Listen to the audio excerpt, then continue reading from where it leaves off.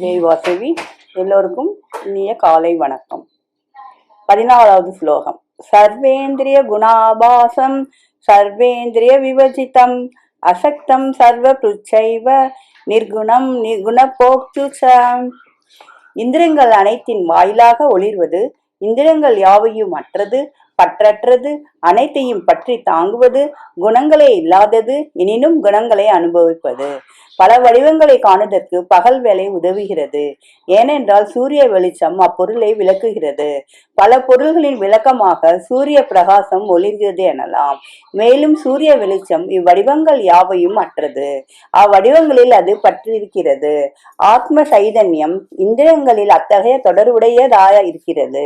Cinema திரையானது படங்களை எல்லாம் தாங்குவது போன்று சிதாகாசம் ஜகத்திலுள்ள அனைத்தையும் தாங்குகிறது.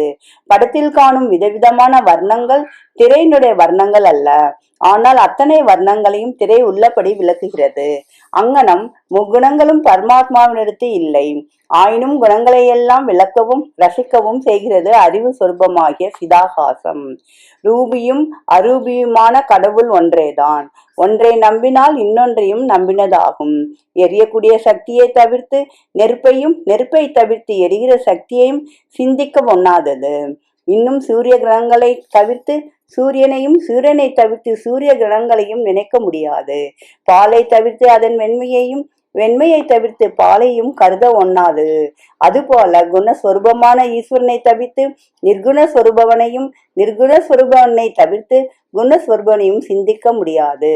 இது ராமகிருஷ்ணர் உபதேசம். நன்றி, வணக்கம். இப்படிக்கு லதா ஸ்வரூபம் விருத்தாச்சலம்.